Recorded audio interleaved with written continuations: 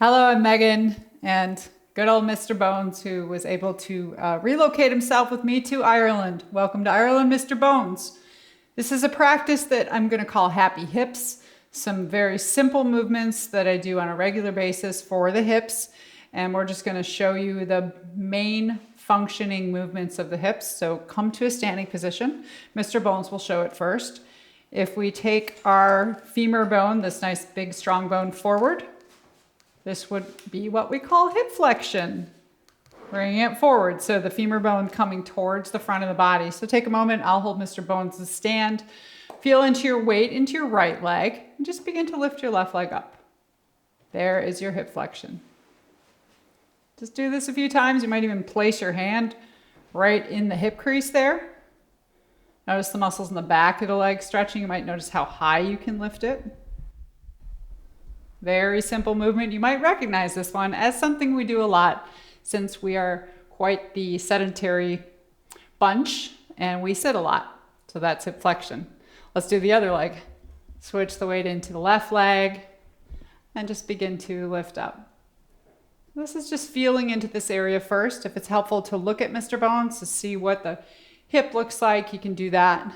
That's my anatomy rule is we don't need to know the names of bones and muscles. We want to know what they look like so that when we're doing this movement, imagine that ball and socket joint coming forward, sliding so nicely, right? We want to see it and feel it. And then the other movement we'll be doing, and we'll be doing these on the ground once we're done with this demonstration, is we'll be doing hip extension. So Mr. Bones will show you extension is taking the femur bone back. So still more of a rotational movement. That femur head is going back and in. And notice that the femur is more to the side. We often think we're way out to the side here, the side in the front right here. So that would be our extension. Go ahead and transfer the weight into your right foot, eyes opened or closed. Visualize that hip ball and socket and just take your left leg back a few times. You might notice how you're getting a nice stretch now in the front of that hip crease where your hand was before, and you can feel the contraction of the muscles through the back of the thigh, maybe even your buttocks, your glutes. What does it feel like just to step the foot back? And if you are like many that sit a good part of the day, this should feel really good. This is the antithesis of sitting all day, taking that hip into extension. Let's switch the weight into the left leg, come into your right leg, and just begin to step the right leg back. And just feeling that. Maybe one is a little bit grumpier than the other. That's normal, even if you're just finding out for the first time. Take it back a few times. Notice if you're feeling that contraction, the muscles in the back line of the leg and the buttocks. That nice stretch in the front. And we'll come down. Next movement we'll do is abduction. So abduction takes the leg out to the side. So the hip, you'll watch what happens with the ball and socket here, does sort of this internal, and the bottom of the ball and socket will lift up and away. So out to the side. I don't think we're going to go that far. Maybe you are, let me know. But just showing the movement. So transferring the weight into the right foot. Find your balance in your right foot, stack your spine, and just step the left leg out to the side. If you want to keep the toes on the ground for more support, please do. Or you can lift it up, do a little more balance here, a little more proprioception. Just take it out to the side. And just now that sense of those outer hip muscles are going to engage or contract, and feel that stretch on your inner thigh. You can take it as far as you want. A little scissor movement here. Can you feel these outer hip, though I call them the little glutes? Are they firing for you? Are they engaging? If not, when we go down to the floor, that will hopefully help to get those doing what they're supposed to be doing right now. Take that down. Let's try the other side. I may have to step back a little so I'm not kicking Mr. Bones. Transfer weight into your left foot and try your abduction out to the right side. Again, if there's any concerns about stability, just step out and keep the toes on the ground. Otherwise, lift it up. Feel that inner groin stretch, that engagement in the outer right hip.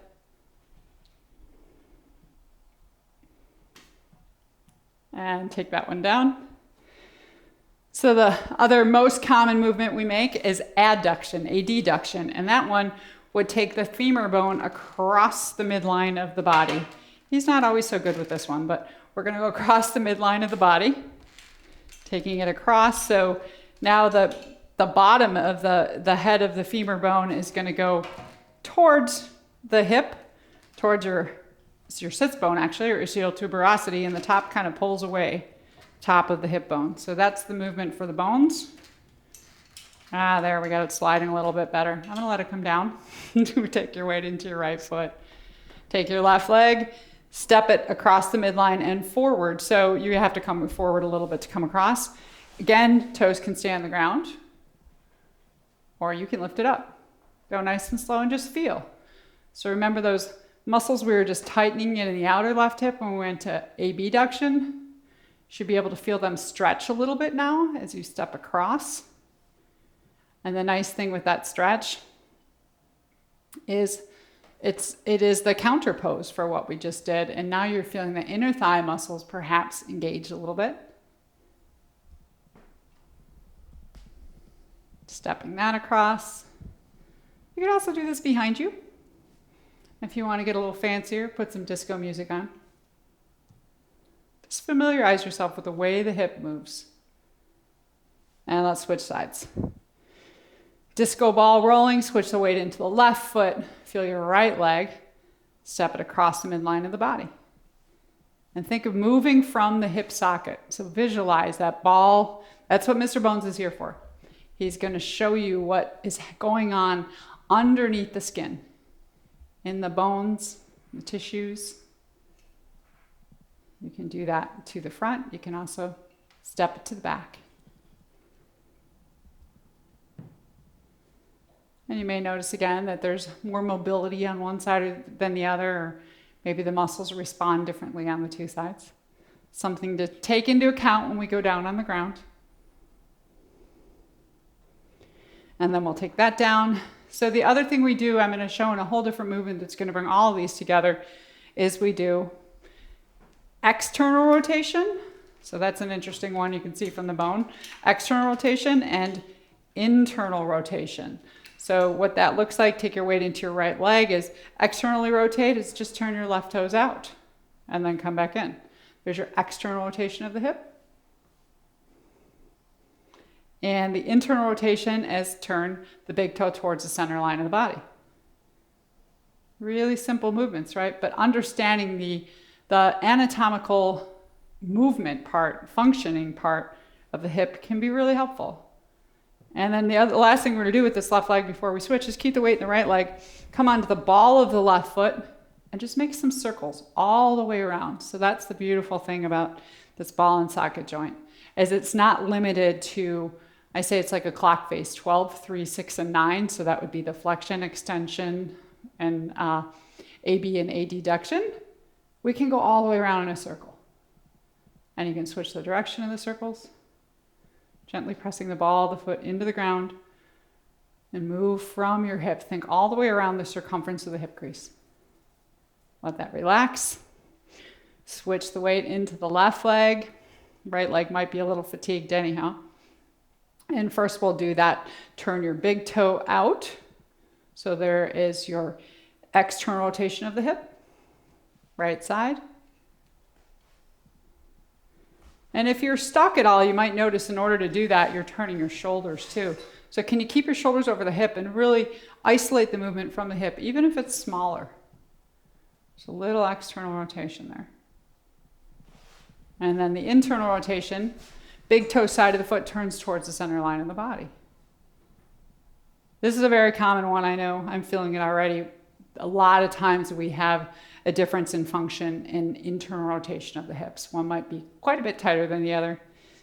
This right one is talking to me. And then come on to the ball of the right foot. Just feel the ball of the right foot, but think of the circumference of your hip crease all around and make some nice juicy circles.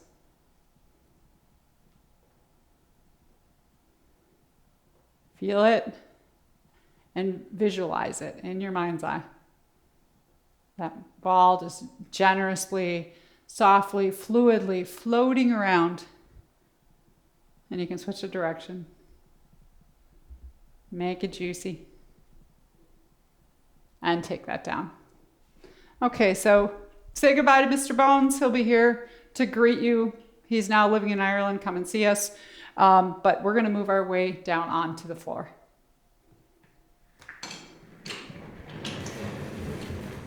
All of these hip movements are somatic in nature, meaning we want to feel and improve the communication to our muscles that move the hip.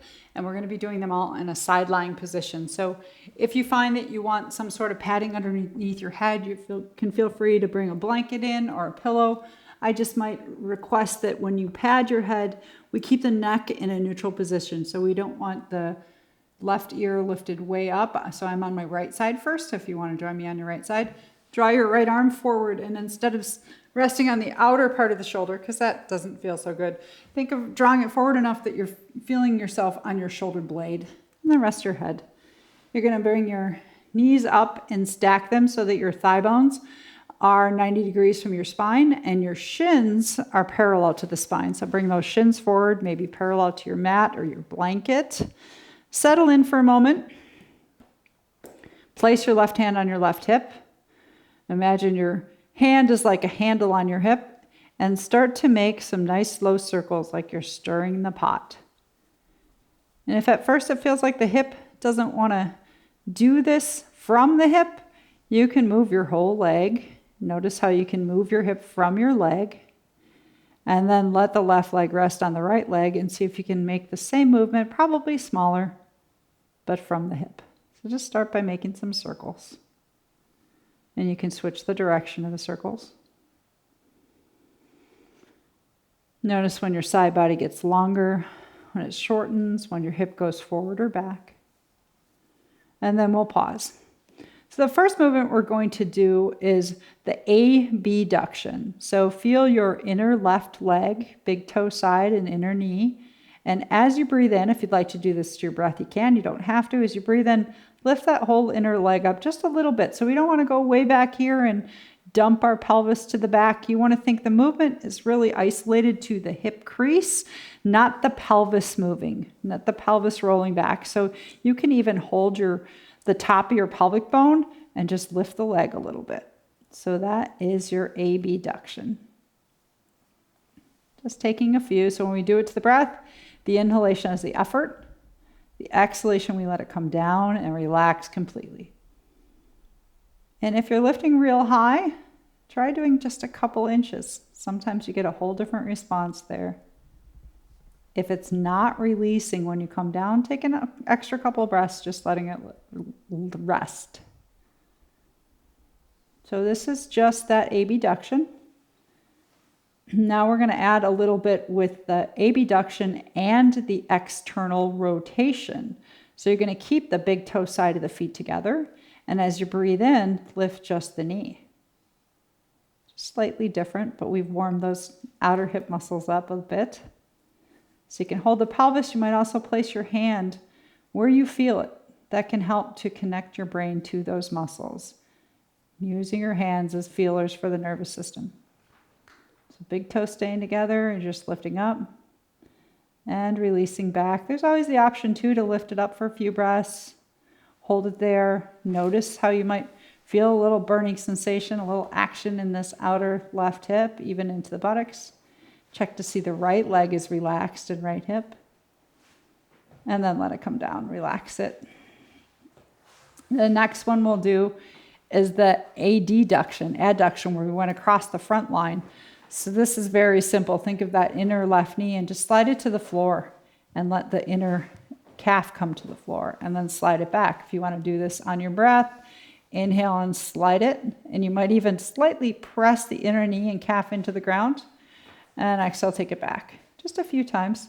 Push it down and then take it back. So this is just the adduction.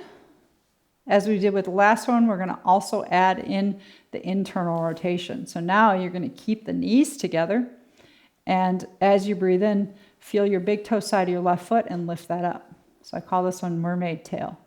Last one was clamshell, and this is mermaid tail. And so now we're getting that internal rotation of the thigh bone. You can feel that. And if you want to get a little bit more of the abduction as you're internally rotating, just slide the knee to the ground like we were doing before. Your call. If it's uncomfortable, keep the knees stacked. Otherwise, slide as you lift. The whole thing is to have fun with it. See where your hip wants to go. What does it perform easily for you? What takes a little more focus and concentration? Whatever it is, make friends with your left hip. Last one. And pause. The next one we do is the flexion of the hip. So that was the first movement we did with Mr. Bones. Feel the front of the hip crease. And you're going to compress that as you breathe in. Compress the front of the hip crease by bringing the thigh towards you. So you might leave the leg stacked and bring it towards you. So without lifting the weight of the leg, see how that feels first. And that'll feel different too because your leg is more to the midline of the body versus lifting the leg up and drawing it in. A little more work. But the important thing, and I didn't do it there, is draw in on the inhalation, let it completely relax on the exhalation. So getting those muscles to engage, but equally important, getting them to release completely. Draw it in, let it go. You can also just do the slide. Play with it. Get lifted out to the side more. Add that little bit of abduction and then do it up here. But let it relax after each movement. If you want to hold it for a few breaths, you can do that as well. But then feel that complete release. Just letting the weight of the left leg relax onto the right leg, that nice, big, strong femur bone.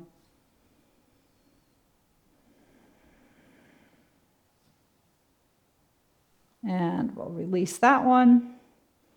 That last movement, if you're keeping track that we haven't done, is the extension of the hip, the antithesis of sitting. So with that one, you might want to take your bottom right leg and just extend it a little bit so we don't feel tippy. And this one again, we're going to be taking the leg back behind us. And you can keep the knee bent and you can keep the toe on the ground and slide it. So there's my extension, and I'm doing that on inhalation. So that hip crease we were just compressing now is stretching. So that's one way to do it, is keep it low, just slide it on the floor, because we use the floor to feel to get feedback too. Or if you want to lift it up, do a little more work, reach it back on the inhale. But making sure as you exhale, you just let the leg fall somewhere again. Let it release. Extension. And letting it release. And I'm referring to the leg because if you can let the weight of the leg release, then generally the hip will.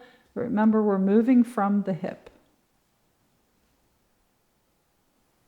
Muscle might get a little bit of a snap, crackle, pop. I can feel mine with my hand here. Noises aren't necessarily a bad thing. You can normalize that as well. Reaching back.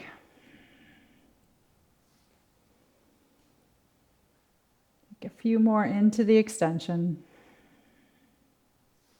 Possibility to hold it there for a few breaths, and then you'll really feel those muscles in the back line of the leg and the buttocks light up. They're engaging for you to hold the leg there.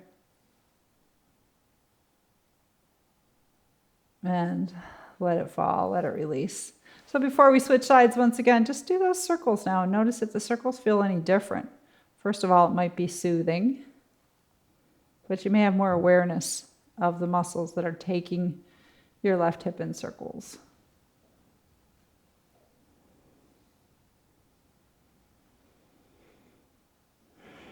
Pause before we go to the other side. Roll onto your back for a moment. And with your legs extended if it's comfortable, or you can keep your knees bent. Release onto your back. We take the magic moment. Always take the magic moment. And this is not a place of sleep. It's a place of full awareness, relaxed awareness. Sense your left leg and hip and your right leg and hip, and just see if you can feel any difference.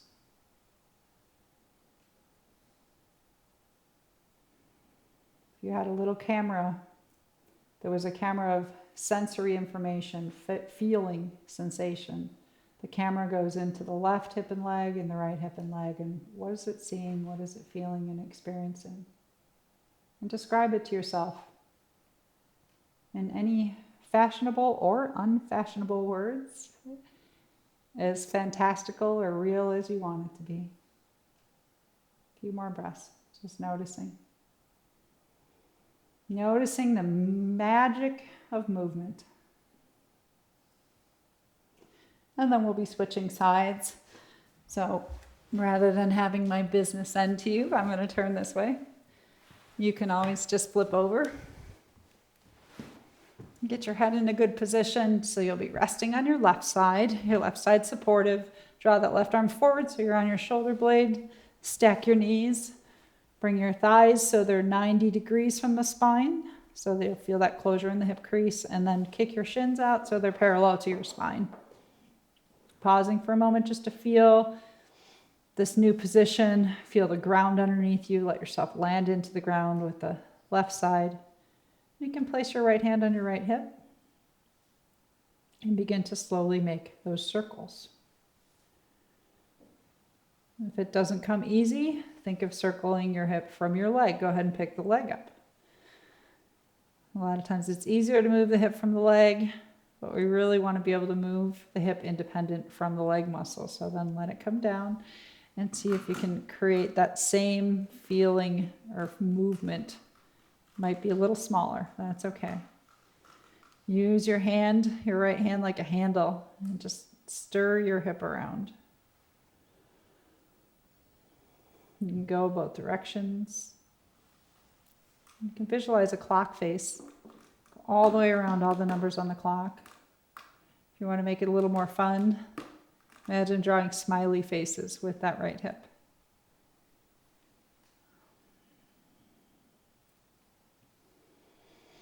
And then pausing. So the first one we do is that abduction. So feel the inner line of your right leg, your inner knee, the big toe side of the foot. And as you breathe in, just slightly lift. You can keep your right hand on your hip so that we're not rotating the pelvis back behind us. The lift is coming from the hip crease. Just a little bit. And then breathe it back down. Inhaling is the effort. Exhaling is the release. Small movements with big awareness. And you can even just barely lift up. See how that feels on that hip.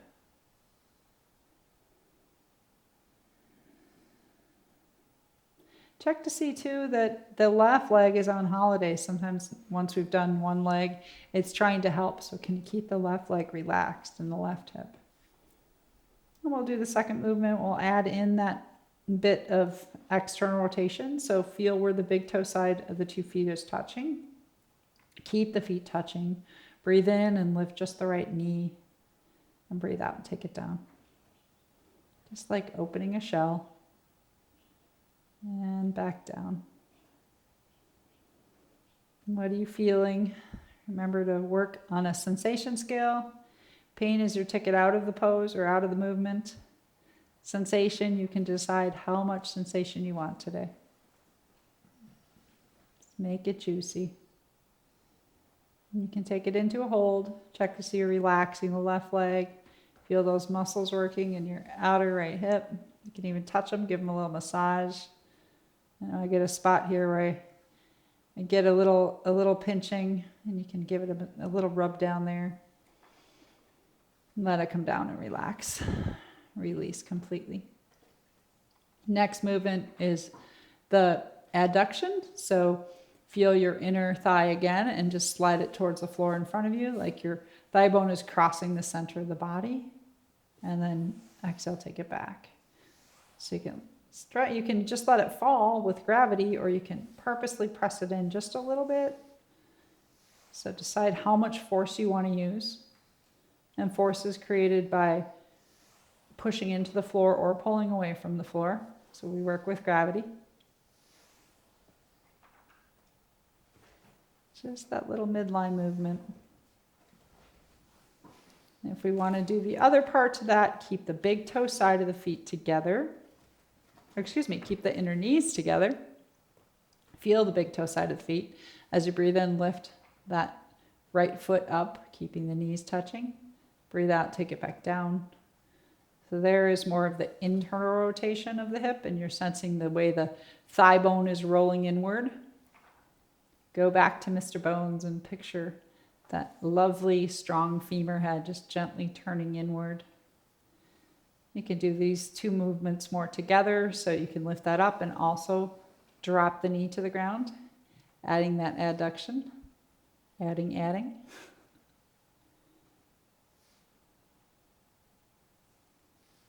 So really, we're still, the hip has so much more mobility and so much more potential to move. And sometimes it's a shame to lock it into these forms of movement, right? But we want to get an idea of the main functions. And we'll relax that one. Let the knees come back together.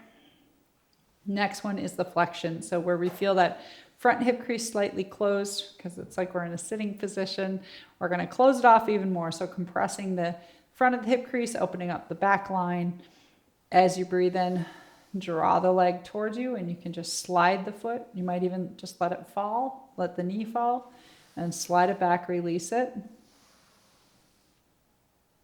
So it's going to feel a little different if we let the thigh bone fall towards the floor versus doing this and lifting the thigh bone. So putting a little more separation between the inner thighs. We can be here and release. We can be here, anywhere in between. So not getting too stuck in the movement has to be the same every time. In fact, you don't want it to be.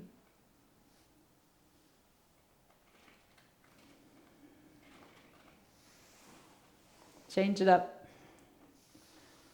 Remember that the brain stays and notices if you give it something to notice.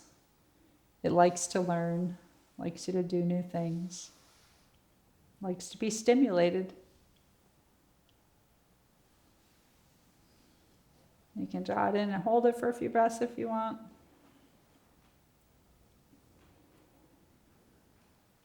Let it relax. Anybody else have a cranky hip today? I do. This feels pretty good, but it's also telling me I needed this. The last one we do is the extension. So feeling that front pocket in the hip crease, we're going to open up that pocket. You might want to slide the bottom left leg a little bit longer. It seems to keep us more balanced, so that we want to keep the right hip stacked on top of the left, so that pelvis isn't falling forward or back. And then feel your right thigh bone, your hip, think of that hip and take it back. You can just keep the knee bent and slide just the thigh and the hip back and come back and let it rest. Inhale into the extension. Exhale, release.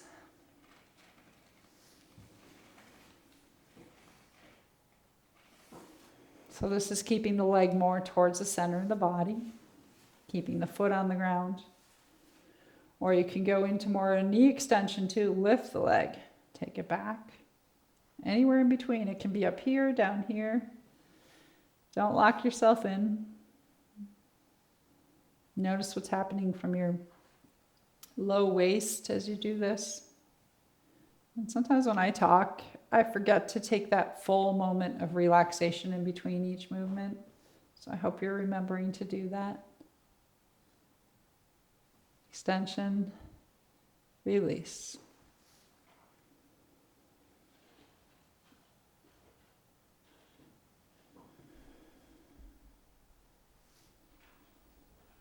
Take your last one or hold it for a few breaths if you'd like.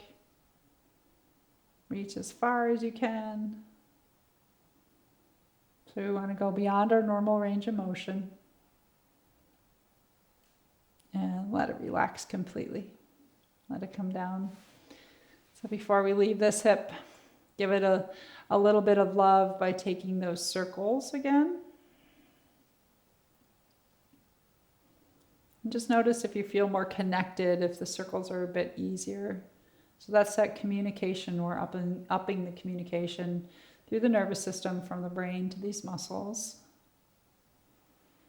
And what's important there is not only that we're stimulating the muscles to engage and move the hip, but we're also waking them up to the idea that they don't always have to be working, that we can relax the muscles. So pain is generally caused by muscles that are stuck, that are chronically tight, or caught in one position. So this idea that by doing these simple movements, we're taking the muscles into a new position and giving them permission to release.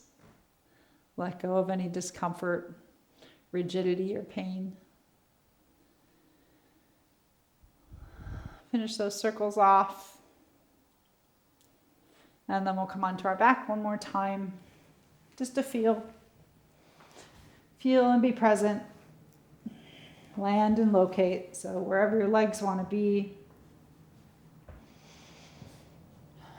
Landing, feeling all the parts of your body that are touching the ground. And particularly your heels, the calves, if your legs are extended. Notice if the backs of the thighs are touching, if they're lifted, the buttocks, the low back. Sense the weight of the bones in the legs and in the pelvis. Let them release into the ground. Once you feel you've landed all the muscles in the back body, letting go into the ground, the bones holding you in this space. Just locate yourself through your hips. Just see what is presented to you. If you think, I just want to look at my hips from my mind's eye. You might even softly breathe to the low abdomen. You think of the pelvis like a bowl, and if you breathe to your belly, you could even place your hands there. You're bringing that nourishing breath into the pelvic bowl. Let it touch the bones and the muscles of the pelvis.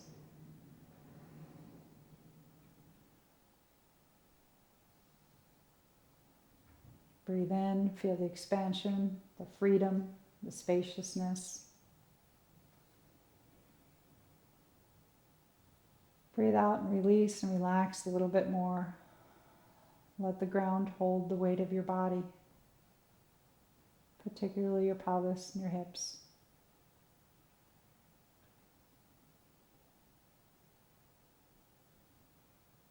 Taking 3 more rounds of breath.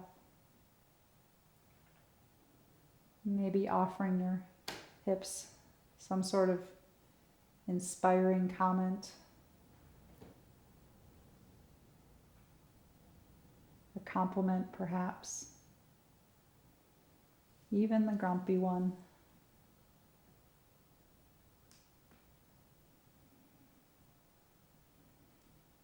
You're welcome to stay here as long as you'd like. When you're ready to come up, roll to one side. Pause on your side. Coming up using your hands.